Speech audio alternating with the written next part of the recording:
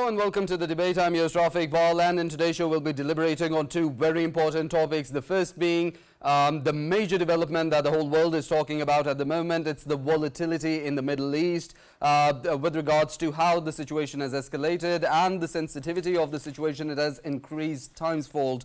With regards to that, there was an unprecedented attack on Israel by Iran. A barrage of missiles was fired by Iran towards Israel. If you go into the backdrop of this attack, of course, Israel's adventurism and expansionism, we saw what it was doing, the kind of actions, the kind of policies that Israel had in the Middle East. Of course, it started off from the occupied Palestinian territories. We saw the ethnic cleansing, the genocide being committed by Israel there. Of course, we saw as well there were international calls on Israel to stop with its actions, to halt its atrocities that it was committing.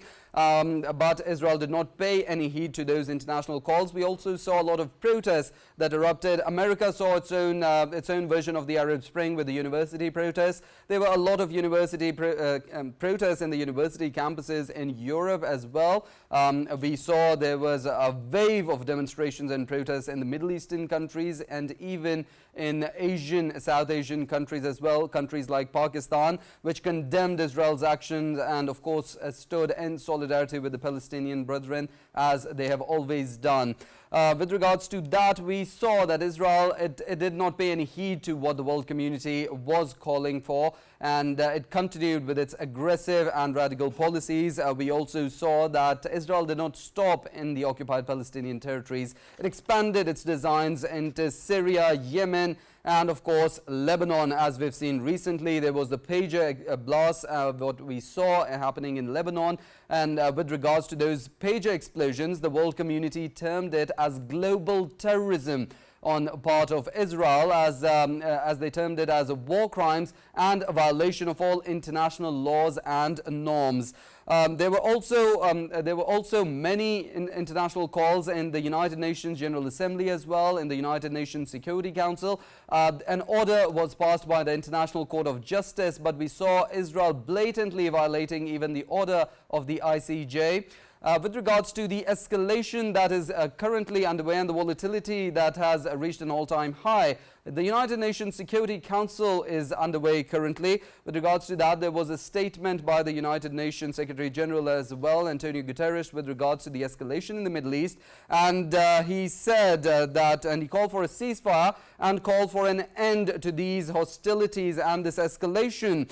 Upon which the reaction by the Israeli officials, it was quite uncalled for and a step too far. They criticized the United Nations Secretary General, but also went a step ahead and declared him persona non grata, saying he could not take step on Israeli soil.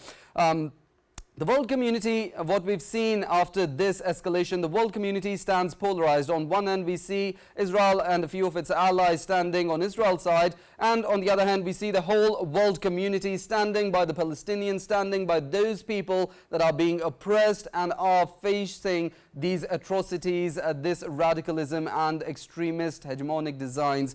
Of course, with regards to that, the Muslim countries also stand in support of the Palestinians. Pakistan's Foreign Office also called for a de-escalation of the conflict in the most recent press briefing that was issued. They called for a de-escalation of the conflict and hostilities in the Middle East. The United Nations Security Council, they called upon it to uphold peace and security. And of course, Pakistan, as it has always done, they advocated for a two-state solution for a resolution of this issue. In the second topic, we'll be talking about the Malaysian Prime Minister Anwar Ibrahim's visit to Pakistan. Of course, we know regarding that that this invitation was sent by Prime Minister Shehbaz Sharif to the Malaysian Prime Minister. And the Malaysian Prime Minister, on his arrival in Pakistan, he was also very warmly welcomed by the Pakistani Prime Minister Shehbaz Sharif. The Deputy Prime Minister was also there. There were also members of other cabinet members. And a very warm welcome was accorded, and the agenda of this meeting is to further strengthen the bilateral ties between both these countries and take them to an all-time high. We'll be deliberating on both these topics, the first one being the volatility volatility in the Middle East. Of course, in regards to that, we'll be talking with senior analyst Farooq Batafi, who's joined us in the studios. Along with that, we've been joined by geopolitical analyst Raja Faisal. And on Skype, we've been joined by Farshid Bagheria, Iranian journalist, and Dr. Jamil Ahmed Khan, former ambassador. I'd like to thank you all for your time and being part of the conversation. Starting off with Mr. Farshid. The situation in the Middle East, the volatility, the sensitivity that we're seeing at the moment, there's heightened tensions, the United Nations Security Council, and this recent escalation. Of course, there was confrontation going on with the Iranian officials. There were statements from the Iranian side, from the Israeli side. But what we've seen with regards to the United Nations Secretary General as well, how do you comment on the escalation and the volatility of the situation in the Middle East?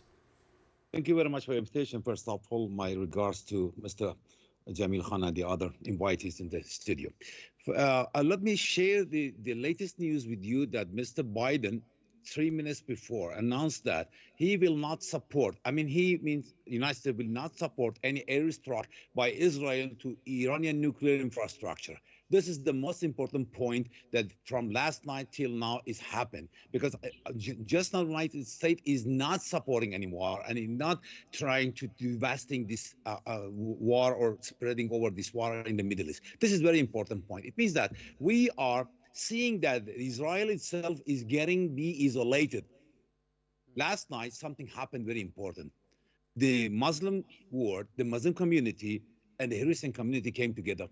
Maybe this is not somehow nobody announced it, but really French, France, Belgium, even Pope, a Catholic Pope, supported Iran missile attack, because right now the situation is Lebanon, is not Gaza, because they know that they don't care about the Muslim, but they care about the Christians in the Lebanon.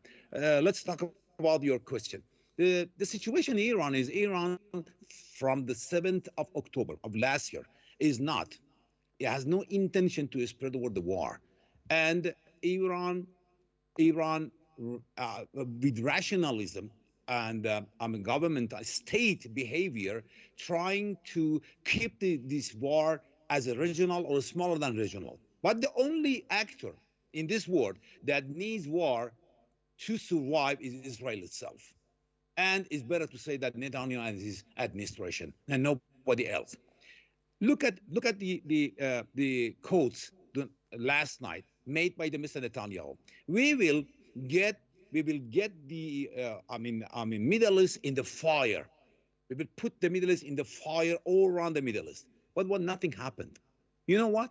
Because the American power, military power, didn't give any permission to the Israel to fly the F-35 plane.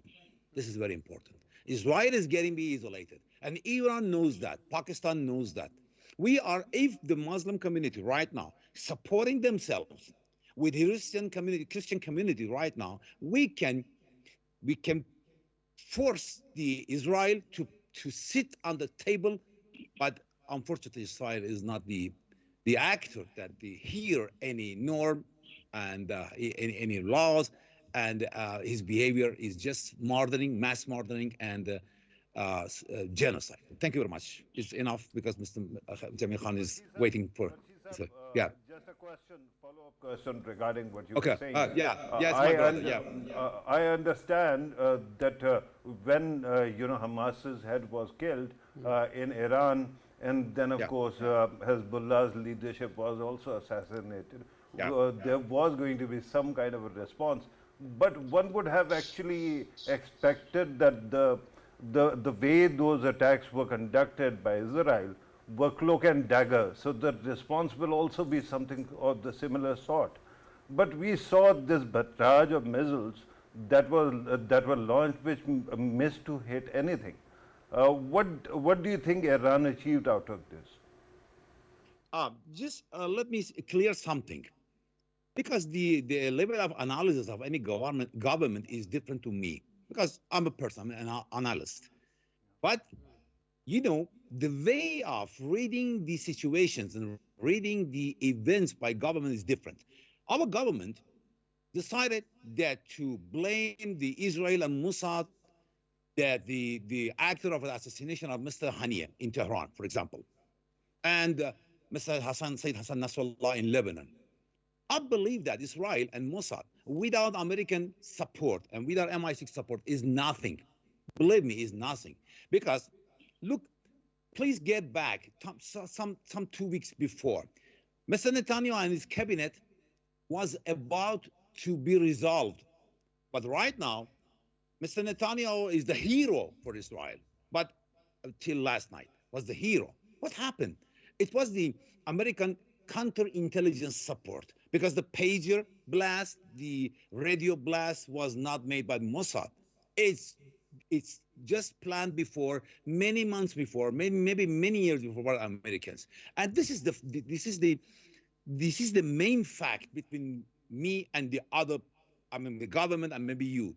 Mossad is not totally is the supporter for the Ismail Haniyeh and Mr. Sayyid Hassan Nasrallah assassination. But Israel is trying it's switching the mass murder and the genocide to assassination. And this is better for Israel, because Israel can maybe by the support of even Elon Musk, by supporting by the United States, but MI6 and many other counterintelligence organizations in the United States, maybe they can more assassination in all around the Middle East. This is right now the change of doctrine, because Mr. Netanyahu said that operation named that New Order. New Order, this phrase is not belong to Mr. Netanyahu, it belonged to Francis Bacon back to 16th century. And Mr. Reagan, first Mr. Reagan used it, and after that, Bush father. And right now, Mr. Reagan is copy this phrase. Where is New Order? In this New Order, there is no Israel, by means of me, by my opinion. There is no Israel in New Order. So maybe our government blamed Mossad and Israel for this assassination, but as an analyst, I'm not blaming totally Israel and the American-backed and MI6-backed operation. Thank you. Right, with regards to that, I'd like to include comments from Dr. Jamil Ahmed Khan as well. So, as we know, with this escalation, we've seen a polarization in the global order. Of course, there's allies, there's Israel's allies that stand by it, but we're seeing that there's the other world community that is standing by the Palestinian people, the people that are being oppressed, and there's call for peace and a de-escalation to the conflict. But of course, we're seeing regarding that as well, Israel and its allies, they're very ignorant towards all these calls and towards the support that the oppressed people have. How do you comment on the polarization that the world is facing with regards to this escalation? And Dr. Jamil, you can also talk about what options Iran is left with when, of course, we know that their sovereignty was, of course, challenged by Israel. And very recently, we saw that Hamas leader, who happened to be the guest of Iranian government, and he was murdered in Iran. After that, what options they were left with? Obviously there was no option, and that has clearly been enumerated and mentioned by the permanent representative of Iran and even the president of Iran, that Iran tried to show its restraint as much as possible, but Iran had reserved the right, once Ismail Haniyeh was assassinated by using the intelligence component of Mossad and others. That was a clear attack on the sovereignty, which is in violation of the United Nations Charter, Chapter 1. And then the member countries have the right to retaliate in their self-defense, and that is Article 51. That has also been quoted by the Iranian permanent representative while addressing the Security Council. So that is quite, I think there was no that Iran did not have the right of self-defense. As a matter of fact, Iran had shown one of the topmost diplomacy that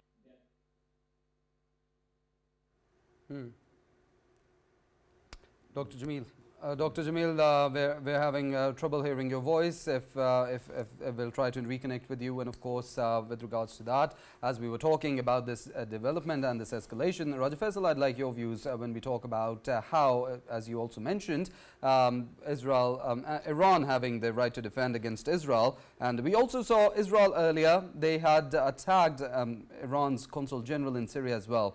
With regard to that, do you think Iran having the right to defend itself, because an attack on a consul general is an attack on that country itself?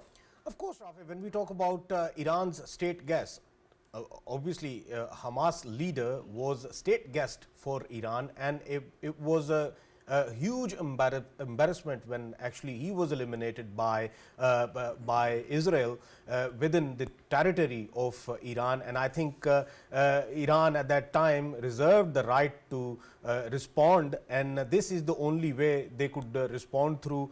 If somebody thinks that, oh, why didn't they go, they sent the ground forces or they sent somebody else to, of course, eliminate their leadership. Maybe the opposite side, the Israeli side, is more efficient in sort of taking care of their stakes when it comes to, of course, war times. They are literally already prepared, and both of the countries, they are not neighbors in terms that their borders are not connecting each other. So rather than getting into Mediterranean where American warships are already sitting, I think it was the only option that Iran had to apply. They had the ballistics, they had the rockets, they had the these drones. They applied all of them, and they did their own thing because they believe that some sort of response was needed, and they delivered it. And by the way, there are reports, though it is being of course negated by the White House spokesperson, but there are reports that they had obviously sent a message to not only US or they had sent a message to Russians as well regarding this, that they had this plan and they are going to attack obviously with their ballistics over Israel, and that is the right they had reserved, and they have utilized it. To me, more important is that now when everybody is of course looking at Middle East, and they are expecting, even we were getting a statement from UN Secretary General as well, Antonio Guterres. His statement itself, it says that of course everyone need to negotiate peace now, come on the table and talk peace. But we should not be forgetting that this message of peace, it already came from all of the neighboring countries of Israel. It is the Israel and Netanyahu that does not believe in peace, because he has too much of confidence, and that confidence is just because of US backing. And we know that US is sitting in Mediterranean, US is sitting elsewhere around, surrounding all of these countries. Knowing this, that is the US is already there, Netanyahu is actually utilizing that support from US to of course keep on applying its nefarious design, and that is of course to use force, and that force is too bigger. And we have seen that they have already killed more than 45,000 Gazans, and that is termed as a genocide. That is why ICC came up with a verdict in which they have declared that of course Netanyahu is to be considered as a criminal, and he is a criminal, and that genocide has not only been obviously recognized by the Muslim world, but if we talk about Spain, if we talk about France, if we talk about many other sane countries from within Europe, including Ireland, they have time and again said that this madness, this genocide must end, and they are not standing with Israel. And now is the time when I think Israel, US and Britain, they have to of course rethink about it, how to disassociate from Netanyahu and his Zionist team that is applying that madness in the Middle East and Gaza, and if we talk about the same force is being applied on Lebanon as well, that needs to be stopped. And the only way they can stop it through is that the Western powers, they should come up with these statements that if this is the design that Netanyahu is having, we are not standing with Netanyahu, and Netanyahu must stop and ceasefire must be applied, and he needs to sit down and talk with all of the stakeholders, including Iran. Definitely, of course, very important points raised here, and I'd like to include Farooq's comments as well in the conversation. But before that, we'll move towards Mr. Farshid. When we talk about how there's Israel's allies that are supporting them, and of course, there's the US, there's France, there's Britain, but we've also seen that the UNSC that was called recently, that is happening underway, was requested by France itself. And we've also seen that the European countries, they have spoken against Israel, against its actions, against the hegemonic designs of it.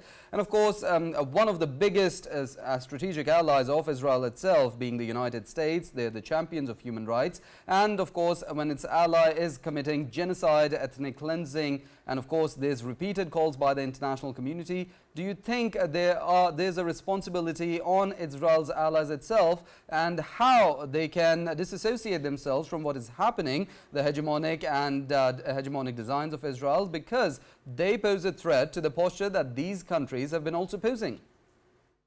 Thank you very much. Anthony Giddens has a theory that they call it ontological security. This is a kind of disease that Israel is suffering from. This disease, Israel see everything in the world as enemy, nothing else. Believe me, nothing else. But substantially, the relationship, between Iran and Israel is something based on the theological policy. But the fact is, right now, they are using different concepts and reconceptualizing the human meaning. Because what is the difference between the child in Gaza and the child in Beverly Hills? There is because the God created them as a unit, but they are trying to make a difference between for example, mankind. This is the problem with the world, and we call it ontological security. The fact is, right now, many countries, many states supported Israel, and Israel with this supported could make this genocide, this mass murder, this mass punishment. But right now, we can see that this support is declining. Just now, America was saying, Mr. Biden is saying that we are not supporting you, for example, for nuclear attack. Iranian infrastructure. We are not be with you. This is very important point. It means that you can, for example, make attack to the refineries or maybe to petroleum infrastructure. It means that maybe you can withdraw this message from a hidden message from this sentence. But the support is declining because of the world. The world has feared that maybe this ontological security disease maybe somehow is switched to their country, even France, even Belgium, even Germany right now. Germany is the first first supporter for the Israel right now. The refugees came to Germany right now. For being the German citizenship, they have make oath that they recognize Israel as a government, as a state. Look at this torture. This is mentally torture. But this kind of government are now suffering from the far right, spreading all around their countries. This is a very important thing.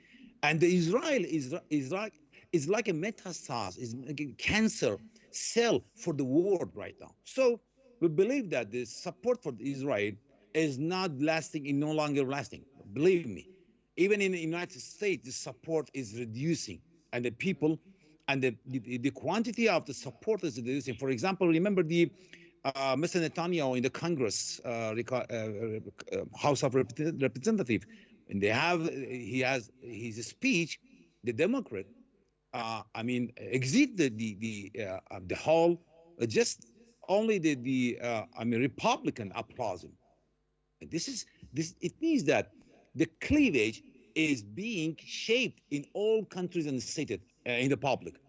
And I believe that it no longer, maybe more than 1 or 2 years, we can see that the support for Israel and the anti-Semitism rules and regulations will be changed because the people can see the truth. And right now, Iran and the Muslim country like Pakistan and the supporting Iran, for example, and the two-state solution means that we can see the truth, and all the people around the world will join us. Not maybe today, but it takes time. Maybe 1 or 2 years later, even the Christian community right now can be with us. This was very important night last night. Thank you. Yeah. Well, of course, with that, I'd like to include Farooq Badafi's comments on the conversation, how it has shaped up so far. And I'd also like to ask you, for when we talk about the United Nations, of course, the Security Council session is underway. There were repeated calls in the General Assembly session as well. We also saw that the ICJ had issued a verdict against Israel. But even through all of this, we've seen that Israel has been ignoring all these international calls, all these international norms, and all what is happening at the international stage. With regards to that, when we go back, there was the League of Nations. It didn't come up to what it was designed to do. It was then subsequently dissolved, and it came up with the new name of the United Nations. But do you see the United Nations becoming ineffective and something happening of that sort again? The UN is so effective, especially when it comes to political issues, that a man like Benjamin Netanyahu, who was wanted by their courts, actually managed to come to New York and go to a UNGA session and speak there. And after that, he left and went back to his country. So that tells you how strong the international order is, the UN is, UN system is. And I don't think that all this context that you were talking about, do you know why League of Nations was actually dissolved? It was because it failed to prevent a world war. The day a world war starts, that day you will see that UN might also cease to exist, because that changes the polarity of the world order. At that time, when League of Nations was created, the world was a multipolar world, and it was a very different world. After that, we saw that UN was created, and which immediately gave birth to bipolar world, and eventually unipolar world. And after that, we have seen that now more poles are emerging, right? We keep on talking about China, Russia, whatnot. But I wanted to clarify one question, because it is very dangerous to enter any conversation with prejudice. My question earlier to Farshid Saab was essentially not in the view of international morality, international ethics, or international anything. My question was regarding national interest. What exactly is Iran's national interest? Of course, a country needs to stand up for its sovereignty, and countries do that. And as a person who has been, because I don't believe this international tribalism of creating this pole or that pole, I believe that countries should be able to work together in tandem. So I've been a very strong advocate of Pakistan-Iran relationship before there were sanctions on Iran, before Iran had any fight with anyone, right? But my humble submission is that if I'm thinking like an Irani, my question would be, what everything that was done achieved, right? If it was, there are three ways to actually fight a war. One, wars are meant to inflict damage to the other side, right? The question was, did it manage to, inflict any pain on the other side or not? We saw mostly, of course, there must be reports that it might have struck some odd target, but it did not. So the question was, if I'm an Irani, I'm looking at it and I'm thinking that it is an important statement, but were there other ways to make that statement as well? For example, a token attack, that was one thing. Then there is this thing called excess of resistance. that is supported by Iran. All these various bodies which are there in Middle East that actually find a way to inflict damage.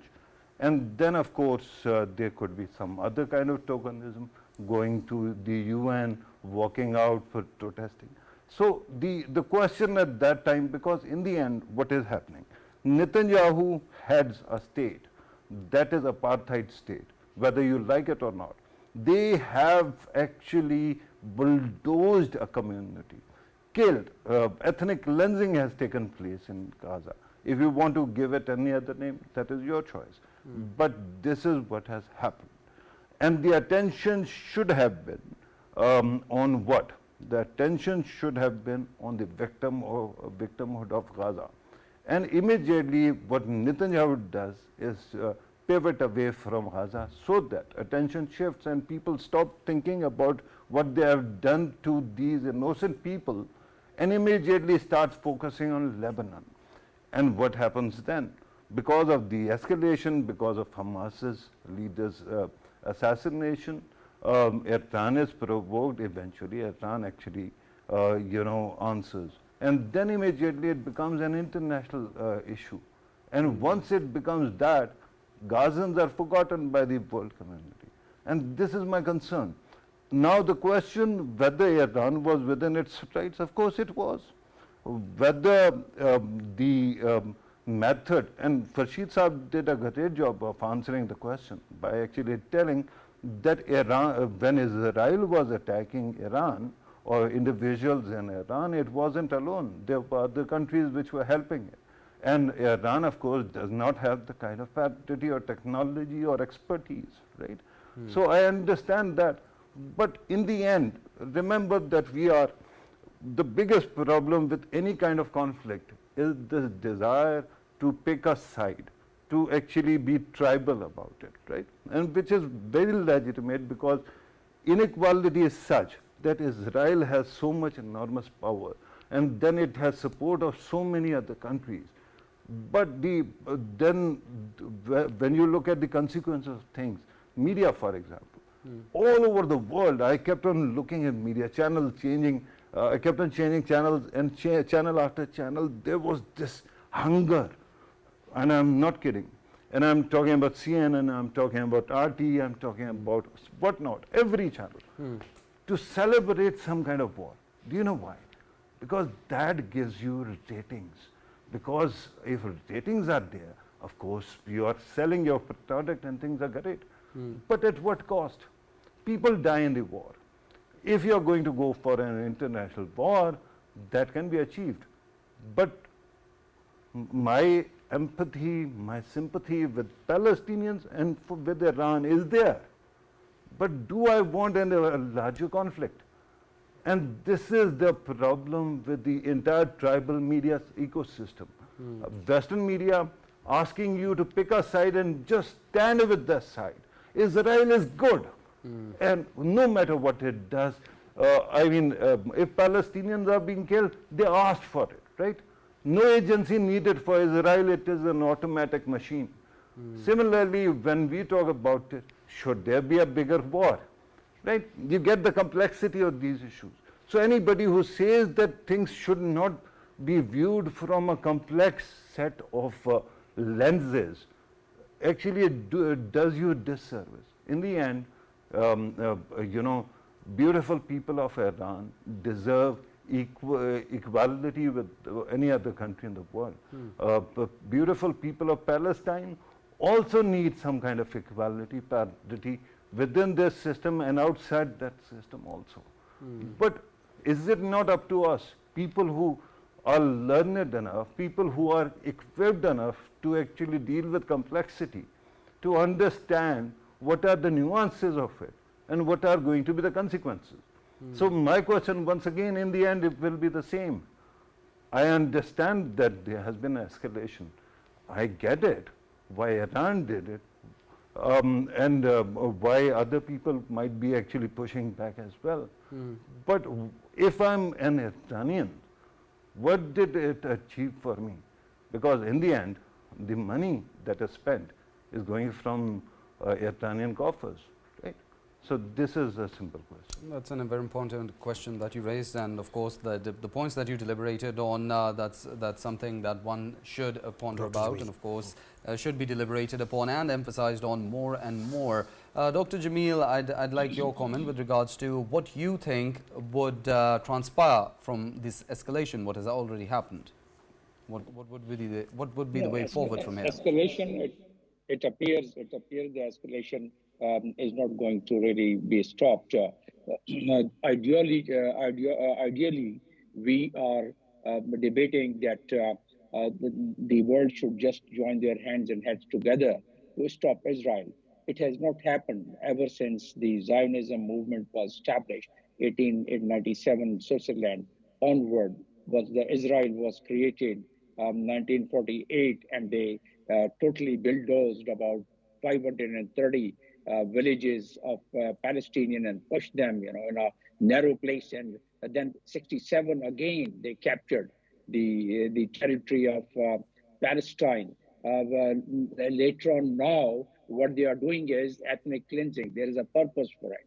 And that one of the purposes that reportedly they wanted that the Palestinians should be pushed into Sinai, and they had requested Egypt for the opening their border for the Palestinians to move into the Sinai desert. So all these things boils down to one point, that Israel intention of hegemonic intention of greater Israel, which is embedded in their ideology. So they are pursuing that. Regarding the support to the Israel and the receding support, if we think that it's receding, particularly with the statement of Joe Biden. Joe Biden yesterday gave also a statement that Iran has to face the consequences of the missiles which they had fired. And I just quoted the Article 51, that how the member state countries have the right for their self-defense to retaliate, and Israel did nothing, but they quoted this article and they did that. But who bothers about the international law? If Israel was to bother international law, if the US was to bother about international law with regard to Israel and its neighboring country, then the situation where we are today would not have really happened. If they had implemented the Security Council resolution of December, last year December, we would not have reached to this stage, because last year December Security Council resolution had urged a peace, had urged a ceasefire. 3 times they urged. Sometimes it's vetoed, but even those Security Council resolutions which are not vetoed are not implemented, because anything which Israel doesn't want, they would not accept it. And then we should not have any complacency that Israel would not be supported. Israel has its influence and tentacle. You also mentioned about it, the kind of influence they have in US and in some of the Western countries. And that is in their media, in their financial system, in their state departments, in their foreign office, in their government machinery. So all over Wall Street, all over the influence now in the United States through APEC. And there is a very good book of the Israeli influence written by the John Meir Shamir. So he has mentioned how Israel has created a network where congressmen, most of them are women, congressperson would not be able to go against the interest of Israel, even while a person is filling up a form to contest an election in the United States.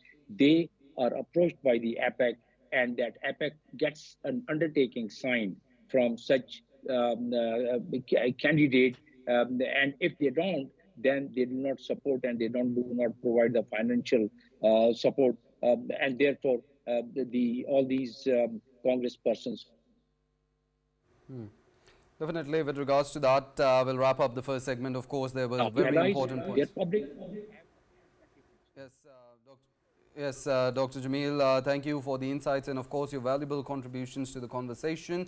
With that, we'll wrap up the first segment. Dr. Jameel Ahmed Khan and Farshid Bagherian, thank you for your time and being part of the conversation. Of course, we were discussing the volatility in the Middle East and how the situation is escalating and is becoming more and more sensitive and dangerous, and how there needs to be efforts for ceasefire and to halt these actions and escalations. With regards to that, we'll move towards the second topic with regards to the Malaysian Prime Minister Anwar Ibrahim's visit to Pakistan. The invitation was extended by Prime Minister Shehbaz Sharif. Of course, in regards to that, we see that the country, Pakistan, is also going to host the SCO. A very successful week, I'd say, the past weeks going for Prime Minister Shehbaz Sharif. First, the success at the UNGA. His speech was the most viewed. We saw the extended fund facility with the IMF. Now we're seeing the Malaysian Prime Minister coming to Pakistan on his invitation, and the SCO lined up to be hosted in Pakistan as well. Raja Faisal, how would you comment on the bilateral ties between Pakistan and Malaysia that will be strengthened with this visit, and of course the other diplomatic successes that Pakistan has been having very recently? Yeah, Rafi, it is obviously highly important, and this visit, of course, it is SCO as well, but this visit is very important in many contexts, and obviously Pakistan is having bilateral relations that have economic side to it. Then obviously it has a side that is related to, of course, defense cooperation as well. We do have defense cooperation between both of the countries, and when it comes to, of course, Kashmir, Malaysia is always standing with Pakistan, and Malaysia happens to be one of the most important and developed Muslim countries, and there is a lot that is of course bilaterally achieved by both of the countries with each other's help. And when it comes to, of course, economy, as you have already mentioned, that of course Pakistan has been facing lots of problems in recent past related to Pakistan's economy, and yes, we have achieved the IMF package, and with that package, of course, we are strengthening our economic ties with our economic brethren like Malaysia. In that context, this is going to be very important. And the way Prime Minister of Pakistan has, of course, first invited and then received the Prime Minister of Malaysia, Anwar Ibrahim, that is remarkable. And he is going to stay in Pakistan for a few days, and in them days, of course, it would be ascertained that the level of bilateral cooperation in coming days, that would be defined by both of the leaders. And so far, of course, it is important to know that he is in Pakistan, and this visit is significant because Malaysia not only is a brethren country to Pakistan, but of course one of the most important countries in Far East, and has a huge importance on the global stage. And him, the Prime Minister of Malaysia, standing with Pakistan at this hour, it is important, and especially when so many developments are taking place, shaping up in Middle East in terms of conflict. Both of the countries, of both of the important countries, the leaderships, they sitting together. Of course, it would touch that side as well, that the geopolitics of of Middle East, that will be a highlight too. Definitely. With regards to that, Farooq Badafi, of course, there's going to be a lot of topics under discussion during these bilateral meetings between the Pakistani Prime Minister and the Malaysian Prime Minister. When we talk about enhancing economic and trade ties, do you think what quick sectors do you think could be chalked out that have a lot of room for cooperation between Pakistan and Malaysia, which could benefit both the countries? Right, Rafi, thank you very much. Although you shifted the goalpost a bit, I wanted to comment on what you said and what Faisal said also. I just wanted to enhance that. But just very quickly to answer your question, Pakistan and Malaysia's bilateral trade stands around at $1.78 billion. That is nothing compared to the kind of potential there is. Malaysia and Pakistan have very growing populations, and that actually engenders a lot of potential for growth, not only economically but also bilaterally also. So I hope that that happens in the future. But I wanted to actually, first of all, because you mentioned Prime Minister's, very successful weeks, and I just wanted to compliment. I mean, something seems to have shifted so quickly and so magically that I'm so impressed. You mentioned UNGA's speech. I think that actually a lot of Muslims must have actually connected, and a lot of people who thought that they were not being heard, that your Prime Minister actually went and was a straight shooter. And of course, with IMF also, we have seen not only that, Pakistan also had an agreement with Baku recently as well, and a lot of developments are taking place, and of course then this visit. So Prime Minister Anwar Ibrahim is a very, very popular leader, and if you look at his own history, and the way he was incarcerated, the way he was subjected to a lot of problems, and then he came out through ballot, right? There was a total sweeping by his party of the political system. So his visit to Pakistan is fortuitous, and I think that it also enhances the committee of nations that Pakistan seeks to be building of alliances. And I hope that in these 3 days we work further, because in the past we have seen that there was a lot of talk of Proton vehicles being made in Pakistan. Similarly, there are many things that can be imported by Malaysia, and Pakistan also uses oil. Malaysia is one of the best producers of that. So I think that there is a lot of potential in helping each other, from agriculture to industrialization, that both countries can really prosper. Another thing that one has to look at, Malaysia's culture. It's a beautiful place. I hope that if you haven't visited it, you do, because it is beautiful, really breathtaking. But when you talk about the country and its people, they have also shown you how pluralism works in a society. They have a huge chunk that is of other religious bent or ethnicities, and they have worked together in such a beautiful tandem that actually gives you a lot of hope for what we can build here. So I think that this visit for economic exchanges and cultural exchanges and economic defense cooperation can go a long way in building up both countries. Well, of course, very rightly said, a lot of potential that needs to be tapped. That was, as we were discussing, the Malaysian Prime Minister Anwar Ibrahim's visit to Pakistan. With that, we'll wrap up the debate for today. I'd like to thank senior analyst Farooq Batafi and geopolitical analyst Raja Faisal for being part of the conversation. Of course, today we discussed the volatile situation in the Middle East and the Malaysian Prime Minister's visit to Pakistan. See you same time tomorrow. Till then, take care.